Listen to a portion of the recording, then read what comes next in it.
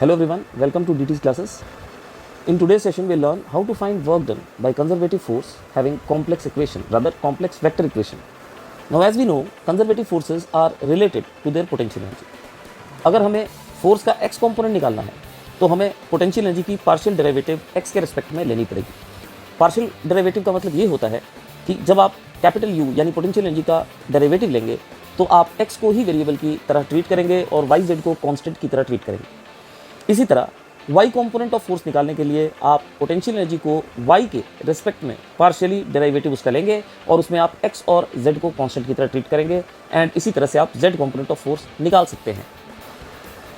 But problem ये है कि जब हमें एक इस तरह का फोर्स दिया जाए जो आपके सामने भी दिख रहा है, the particle is position at x y z and the force acting is given by the equation as you can see there, तो आप देखिए कि फोर्स के जो तीनों कंपोनेंट्स हैं उन तीनों कंपोनेंट्स के अंदर एक्स वाई जेड तीनों वेरिएबल्स मौजूद हैं और other more than one variable मौजूद है और आपको इस फोर्स का वर्क डन निकालना है in displacing a particle from point A to point B, जो कि क्वेश्चन में दिख रहा है।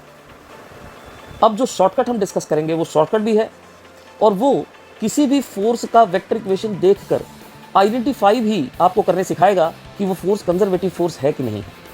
देखिए, आप उस फोर्स के तीनों कंपोनेंट का इंटीग्रेशन लेंगे, पार्शियल इंटीग्रेशन, x के रेस्पेक्ट में, y के रेस्पेक्ट में और z के रेस्पेक्ट में, and don't forget the minus sign, क्योंकि आप ध्यान रखें fx की value minus del u by del x थी, तो u निकालने के लिए हम fx को x के रेस्पेक्ट में पार्शियली इंटीग्रेट करेंगे, ठीक है, and that will be indefinite integration, with integration constant हम इंटीग्रेट करेंगे।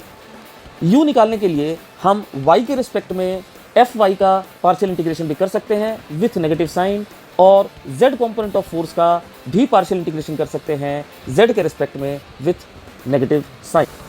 अगर ये फोर्स कंजर्वेटिव फोर्स है तो इन तीनों इंटीग्रल की जो वैल्यू आएगी, इन तीनों इनडेफिनिट इंटीग्रल्स की जो वैल्यू आएगी वो सेम आएगी। ये तरीका है पहचानने का कि फोर्स कंजर्वेटिव फोर्स है या नहीं।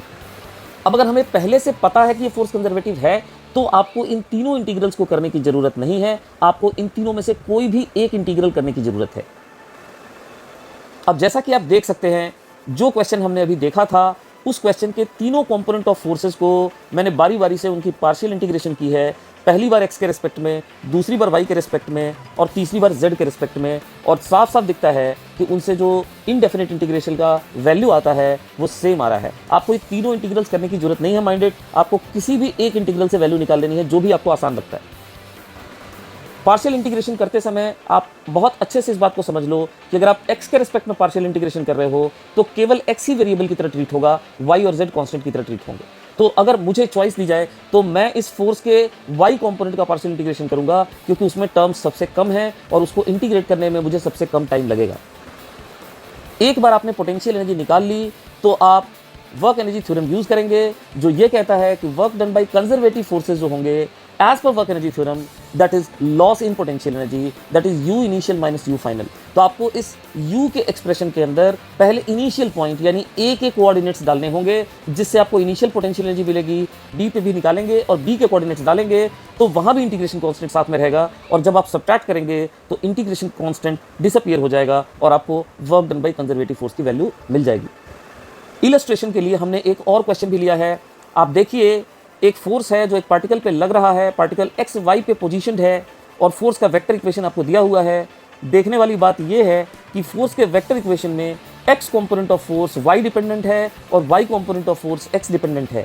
आपको इस फोर्स का वर्क डन निकालना है जबकि आप पार्टिकल को डिस्प्लेस कर रहे हो ओ यानी ओरिजिन से ए पॉइंट तक जिसकी कोऑर्डिनेट्स a0 है एंड फाइनली ए से पॉइंट बी तक जिसकी कोऑर्डिनेट a है।